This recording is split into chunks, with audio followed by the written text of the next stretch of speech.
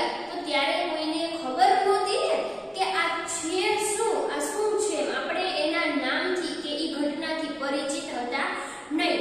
તો ત્યારે શું લોકો એમ કહેતા કે આ ધરતી છે ઈ ધ્રુજે છે કેમ, આ ધ્રુજી કેમ ઉઠી? એટલે જ આપણા પ્રકરણનું નામ છે જ્યારે ધરતી ધ્રુજી ઉઠી. તો આ પ્રકરણમાં આપણે જોઈશું કે ખરાબ સ્વપ્ન, મદદ આવી, તમે શું કરશો અને કોણે મદદ કરી, પછી કહે છે મુશ્કેલ સમય. હવે ત્યારે જો બાળ મિત્રો કે કોઈને ખ્યાલ ના હતો કે આ શું છે, એટલે બધા એમ કહે છે આ ખરાબ સ્વપ્ન છે, શું છે, એવી બધી અલગ અલગ ચર્ચાઓ કે અલગ અલગ વાતો ત્યારે એ લોકો કરતા હોય છે. અને પછી તો અત્યારે આપણને જો ધરતીમાં જરા પણ આપણને ધ્રુજારી આવે તો આપણે સીધું એમ કહીએ કે ભૂકંપ આવ્યો છે. અને થોડીક સમયમાં ટીવીમાં, ન્યૂઝ ચેનલમાં, આજુબાજુ બધે જ, વોટ્સઅપમાં, આપણે સોશિયલ મીડિયામાં બધે આવી જાય કે આટલા ધ્રુજારો આવ્યો અને જગ્યાએ ભૂકંપ આવેલો છે. ખબર પડી જાય ને, હા, કેન્દ્ર બિંદુ પણ ક્યાં હતું એ પણ આપણને ખબર પડી જાય છે.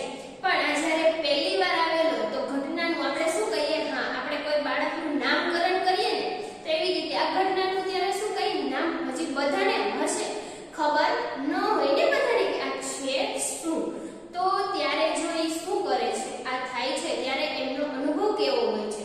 તો પહેલા કહે છે કે ખરાબ સ્વપ્ન, તો આપણે એ જોઈએ ખરાબ સ્વપ્ન કઈ રીતે એ કહે છે, એમાં શું છે. તો બાળ મિત્રો પાઠ્યપુસ્તક તો છે તમારી પાસે, તો ચાલો પ્રકરણ 14 જ્યારે ધરતી ધ્રુજી ઉઠી એમાં આપણે આગળ જોઈએ. તમે પાઠ્યપુસ્તકમાં જુઓ 131 પેજ નંબર ઉપર ચિત્ર સાથે આપેલું છે. તમે એમાં જોઈ શકો છો કે ચિત્ર છે, ઘર છે ઈ પડેલા દેખાય છે, વૃક્ષો પડી ગયા છે, માણસો છે એમની ઘરવખરી વસ્તુઓ છે ઈ ગમે ત્યાં પડેલી છે, બધું અસ્તવ્યસ્ત આપણને ચિત્રમાં દેખાય છે અને માણસો પર ભાગદોડ કરે છે. તો ચાલો આપણે જોઈએ ખરાબ સ્વપ્ન. કહે છે મદદ મદદ મને બચાવો, આ હું દરેક જગ્યાએ બૂમાબૂમ અને રાડારાડ થતી હતી. ધરતી હલતી હતી અને લોકો ચારે બાજુ દોડતા હતા. મોટેથી બૂમો પાડી અને હું ઉઠી ગઈ. પછી કહે છે મારી બૂમ સાંભળી મારી માતા પણ ઉઠી ગઈ. તે દોડતી આવી અને મને જોરથી પકડી લીધી. તે એવું જ ખરાબ સ્વપ્ન હતું. એ કે છે આ તે એવું કેવું ખરાબ સ્વપ્ન હતું કે ધરતીકંપ આવ્યો ને 18 વર્ષથી વધારે સમય થઈ ગયો હતો. આ જ્યારે એને ખરાબ સ્વપ્ન આવ્યું ને, આ જે ગર્લ્સ છે એ કહે છે એ કેટલો સમય થઈ ગયો હતો, ધરતીકંપને 18 વર્ષથી પણ વધારે સમય થઈ ગયો હતો. પરંતુ હું નિંદ્રામાં પણ ધરતી હલતી અને ધ્રુજતી અનુભવું છું. હું જશમાં છું. એનું નામ શું છે એ ગર્લનું? કહે છે હું જશમાં છું. એનું નામ છે જશમાં. હું ગુજરાત રાજ્યના કચ્છ વિસ્તારમાં રહું છું. જ્યારે ધરતીકંપ આવ્યો ત્યારે હું 11 વર્ષની હતી. હવે આ જશમાં છે, જ્યારે પહેલી વાર ધરતીકંપ આવ્યો ત્યારે એ 11 વર્ષની હતી અને અત્યારે કે છે કે 18 વર્ષ થઈ ગયા છે આ ધરતીકંપને. પણ હું જ્યારે સૂતી હતી તો મને ખરાબ સ્વપ્ન આવ્યું. એને આ બધું છે શું કર્યું હતું, ત્યારે જોયું હતું, અનુભવ્યું હતું. એ કહે છે કે બધી જ બાજુ માણસો છે એ બૂમાબૂમ કરે છે, રાડારાડ કરે છે કે ભાગો, બચાવો બચાવો એમ. અને આ કહે છે કે હું એ ક્યાં રહે છે, ગુજરાતના રાજ્યના કચ્છ વિસ્તારમાં ઈ રહે છે. હવે આગળ કહે છે કે તે 26 જાન્યુઆરી 2001 નો દિવસ હતો. ગામના દરેક બાળકો અને ઘરડા લોકો શાળાના મેદાનમાં ટીવી પર પરેડ જોવા ભેગા થયા હતા. અચાનક જ મેદાન હલવા લાગ્યું. લોકો ડરી ગયા અને અહીં તહીં દોડવા લાગ્યા. કોઈને ખબર ન હતી કે શું થઈ રહ્યું છે અને શું કરવું. બધે જ ગભરામણ હતી. આ ભૂકંપ છે 26 જાન્યુઆરી 2001 ના દિવસે આવેલો હતો પહેલી વાર. તો ત્યારે છે આ કોઈ વ્યક્તિને ખબર ના હતી કે આ શું થઈ રહ્યું છે અને શું કરવું જોઈએ. બધા જ લોકો શાળાના મેદાન પર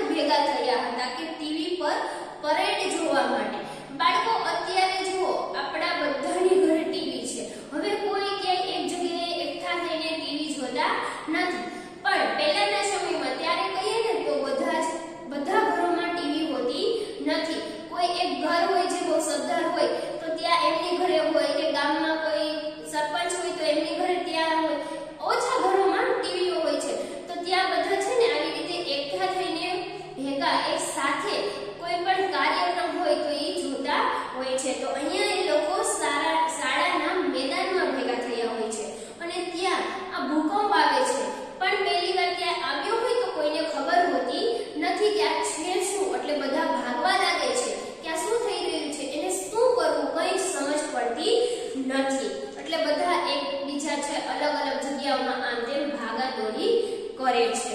થોડી જ મિનિટોમાં અમારા ગામ છે એ જમીનદોસ્ત થઈ ગયું. એટલે શું કે છે જમીનદોસ્ત એટલે કે ગામ છે એટલો ભૂકંપ આવ્યો કે બધી વસ્તુઓ છે, ઘરો છે, મકાનો છે, શાળાઓ છે, બધી બિલ્ડિંગો કે બધું જ ઈ શું થઈ ગયું, બધું પડી ગયું. અને પડી ગયેલા ઘરના પથ્થરો, કાદવ અને લાકડા નીચે અમારી બધી જ વસ્તુઓ એટલે કે જેવી કે કપડાં છે, ઘડા છે, અનાજ છે, ખોરાક છે, બધું વગેરે છે એ બધું શું થાય છે, દટાઈ ગયું હોય છે કે કઈ જ વસ્તુ બહાર રહેતી નથી. હવે વિચાર, મકાન છે, આપણું ઘર છે, એ પડી જાય તો એની અંદરની બધી વસ્તુઓ શું થાય, એની નીચે દટાઈ જાય. તો અહીંયા પણ એવી જ પરિસ્થિતિ થાય છે. તે સમયે દરેક વ્યક્તિ બે બાબત વિશે વિચારતી હતી કે જે લોકો દટાયા હતા તેમને બચાવવા અને ઘવાયેલા લોકોની સારવાર કરવી. ત્યારે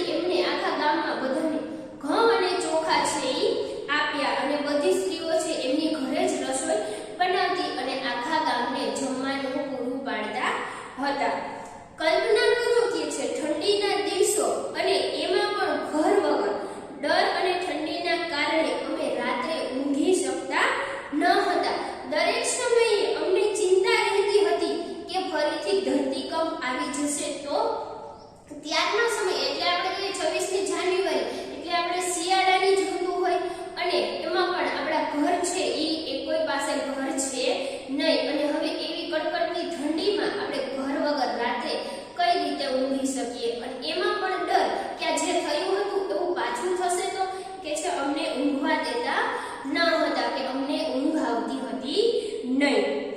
હવે જો આગળ શું કહે છે કે તમે ચર્ચા કરો છો, હવે તમે અથવા તમે જેને જાણતા હોય તેઓએ આવી મુશ્કેલીનો સામનો કર્યો છે, તો કે હા, તમારા મમ્મી પપ્પા છે, તમારા દાદા દાદી છે, એમણે આ ભૂકંપનો સામનો કરેલો હશે. કેમ કે ક્યારે આવેલો હતો? હા, 26મી જાન્યુઆરી અને 2001માં. તો તમે એમના ત્યારના અનુભવો, એમને કેવી મુશ્કેલીઓ પડી હતી એ તમે એમની પાસેથી જાણી શકો છો ને. હવે આ બધું તો થયું, હવે એની પાસે કોઈકે હેલ્પ તો કરવી જોઈએ ને. તો પછી આગળનો ટોપિક છે કે મદદ આવી, કે હવે એમને કોણ મદદ કરવા આવ્યા? તો જો ધરતીકંપ આવ્યાના થોડા દિવસો પછી બીજા શહેરોમાંથી લોકો છે એ શું થયું તે જોવા માટે આવતા હતા, અને તેઓ સાથે ખોરાક, કપડાઓ, દવાઓ લઈને આવ્યા હતા. એ જ્યારે ખબર પડી તો ઘર વખતે આપણે જે જરૂરી વસ્તુઓ હોય છે કે ખોરાક છે, દવા છે, કપડાઓ છે, એ બધા લોકો છે એ લઈને આવતા હતા. દરેક વ્યક્તિ આ વસ્તુઓ લેવા દોડતા જતા હતા, કેમ કે કોઈ પાસે કોઈ જ હતું નહીં, એટલે બધા દોડીને ત્યાં લેવા માટે જતા હતા.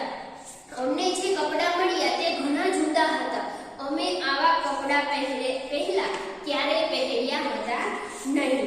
શહેરના અલગ જૂથોએ અમને તંબુ બાંધવામાં મદદ કરી, અને પ્લાસ્ટિકના તંબુઓમાં આવી ઠંડીમાં રહેવું ખૂબ જ મુશ્કેલ ભર્યું હતું. અને આગળ કહે છે તેમના થોડા લોકો વૈજ્ઞાનિકો હતા, કે તેમાંના થોડા ઘણા લોકો હતા એ વૈજ્ઞાનિકો હતા. તેઓ કયા વિસ્તારમાં ધરતીકંપ આવવાની શક્યતા વધારે છે તે શોધવાનો પ્રયત્ન કરતા હતા. હવે બહારથી જે લોકો આવે છે, કપડાને લઈને આવે, તો બધાની પહેરવેશ એક સરખો હોતો નથી. એટલે કે છે અમે જ્યારે જે કપડાં પહેરતા હતા એવા એ હતા નહીં, સાવ અલગ જ હતા. અને પછી શું કીધું? જો ઘણા બધા લોકો એમાંથી શું હતા? વૈજ્ઞાનિક હતા, કે જેઓ એ તપાસ કરતા હતા કે હવે ધરતીકંપ ક્યાં આવવાની શક્યતા વધારે છે. તો અમારા ગામના લોકોએ તેમની સાથે ઘણી વખત વાત પણ કરી હતી. અત્યારે જો બાળ મિત્રો આપણે કહીએ હવામાન વિભાગ વાળા છે તો એમ કહેતા કે આ જગ્યાએ આટલો વરસાદ આવશે, કે ક્યારે ધરતીકંપ આવવાની શક્યતા છે, આપણને અગાઉથી ખબર પડી જાય છે. કઈ રીતે? ટીવી, ન્યૂઝપેપર, એ અલગ આપણે કહીએ તો સોશિયલ મીડિયા દ્વારા આપણને ખબર પડે છે. પણ ત્યારે આટલું બધું હતું નહીં ને. ત્યારે આપણે અત્યારે ફોનનો યુઝ કરીએ છીએ, એટલો ત્યારના સમયમાં ફોન તો કોઈ પાસે હોય તો બધા એમ કે અરે આની પાસે તો મોબાઈલ છે, એમ કહેતા હતા. એટલે ત્યારે જાણવું પણ થોડું મુશ્કેલ હતું, અઘરું હતું, કે આપણને બધી માહિતી અત્યારે જેટલી ઝડપથી મળે છે ત્યારના સમયમાં એટલી જલ્દી આપણી પાસે પહોંચતી ના હતી. તો હવે આગળ કહે છે તેઓએ અમારા ઘર ફરી બનાવવાના સૂચનો કર્યા.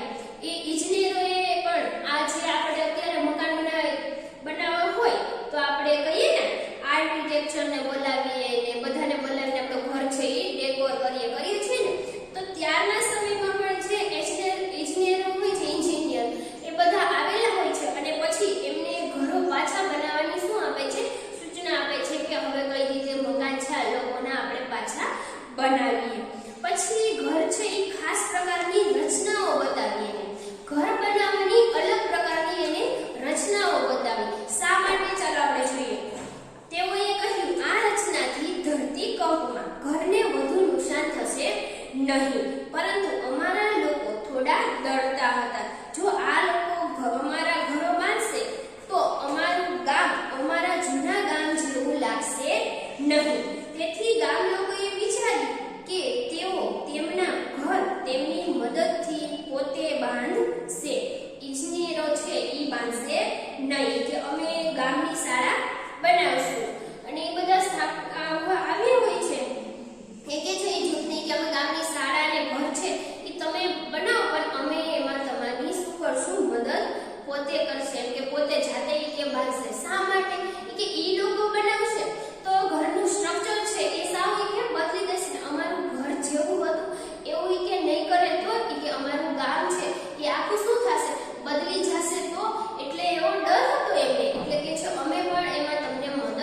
કરશું કે છે. પછી કે અમારા ગામનું પુનર્વસન એટલે કે પાછું વસાવવાનું છે એટલે પાછું નિર્માણ કરે છે. તો કે આ બધું બાંધકામ છે એ સાથે મળીને કરશું, અમે પણ એમાં કામ કરશું કે મદદ કરીશું કે. ઘણા લોકો છે એ તળાવ ખોદે છે, એમાંથી માટી લાવ્યા અને એમાં છાણા માટી સાથે ભેળવી મોટા ગોળા બનાવ્યા. હવે બધા અલગ અલગ પ્રકારનું અને મકાન બનાવતા હોય, કોઈ સિમેન્ટથી બનાવતા હોય, કોઈ ચૂનાથી બનાવતા હોય, કોઈ જગ્યાએ માટીથી બનતું હોય છે. તો આ લોકો છે તળાવમાંથી માટી ખોદીને લાવે છે અને છાણ છે માટી સાથે ભેળવીને ગોળા એના બનાવે છે. એકબીજા પર ગોઠવી દિવાલો બનાવી એ ગોળાઓ બનાવે છે, પછી એકબીજા ઉપર વ્યવસ્થિત સરસ ગોઠવી દે છે અને દિવાલો બનાવવા લાગે છે. પછી દિવાલને ચૂનાથી ધોળી અને તેને સુંદર ભાત ચિત્રો વાળી અને નાના નાના શું બનાવી દે છે આભલાથી શણગારી હતી. જો બાળ મિત્રો એ લોકોએ કેટલું સરસ શણગારી દીધું ને, ચૂનાથી એને ધોળી કરી દીધી અને નાના નાના આભલાથી દિવાલને પણ મસ્ત મજાની શણગારી દીધી અને છાપરું બનાવ્યું. હવે અમારું ઘર રાત્રિના અંધારામાં હીરાની જેમ ચમકતું હતું. શા માટે? એને સરસ મજાના આભલા લગાવ્યા હતા, તો રાત્રિના અંધકારમાં પણ એ સરસ મજાનું ચમકતું હતું કે છે. પછી જો હવે આગળ છે કે એમાં કે છે તમે શું કરશો? બાળ મિત્રો હવે આવી પરિસ્થિતિ થઈ હોય તો તમે એમાં શું કરી શકો? તો આ કહે છે જો કે જૂથમાંથી લોકોને જસમાની શાળાના બાળકોને ધરતીકંપ આવે ત્યારે તેઓએ શું કરવું તે પણ સમજાવ્યું. તેઓએ કહ્યું હવે એ જ્યારે પાછો ધરતીકંપ આવે તો ત્યારે શું કરવું એ માટે આજે જૂથના લોકો આવેલા હોય છે એ બાળકોને સમજાવે છે. જો શું કહે છે, જો શક્ય હોય તો ઘરમાંથી બહાર નીકળી ખુલ્લા મેદાનમાં જતું રહેવું. શા માટે?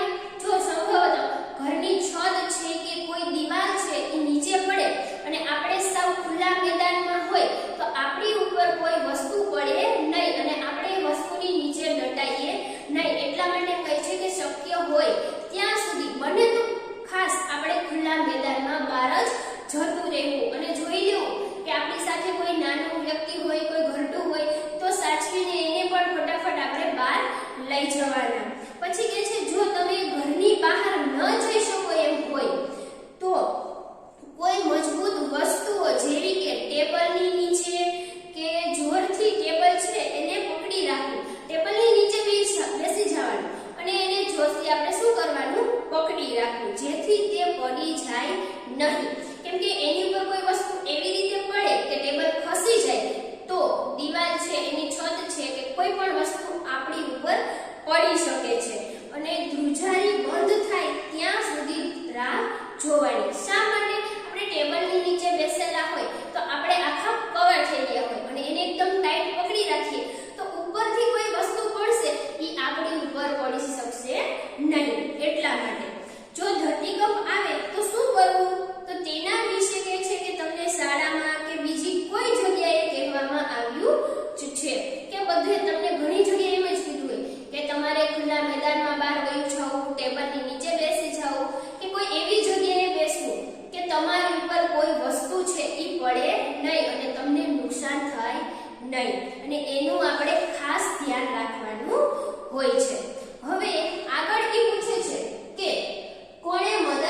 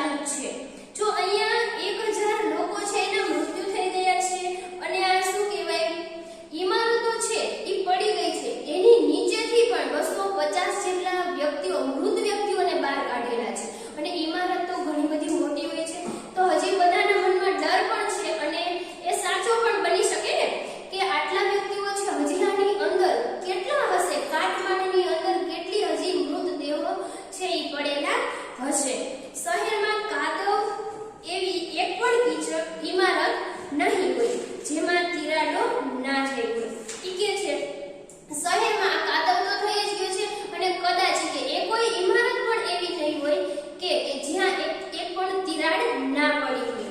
જો બાળ મિત્રો આ બધો કચરો છે એ જમા થાય પછી ઘણું બધું વસ્તુઓ ત્યાં ભેગી થાય તો કાદવ તો થઈ જ જવાનો છે અને આટલો મોટો ભૂકંપ હોય તો મકાન કઈ રીતે બચી શકે? તો કે બધી જ ઇમારતોમાં ક્યાંક ને ક્યાંક તો તિરાડો છે એ પડી જ ગઈ હતી અને જેમાં તિરાડો ના થઈ હતી તે ભુજની પરિસ્થિતિ ખૂબ જ ખરાબ હતી. હવે એ શું કીધું કે તિરાડ ના થઈ હતી પણ એની પરિસ્થિતિ ખૂબ ખરાબ હતી.